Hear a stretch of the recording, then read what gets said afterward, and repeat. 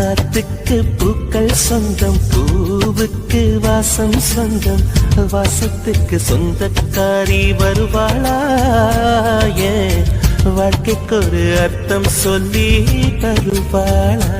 தாலாட்டு கேட்கவும் இல்லை, தாய் பாசம் பார்த்ததும் இல்லை, எனக்கு ஒரு சொந்தம் சொல்ல வருவாளா?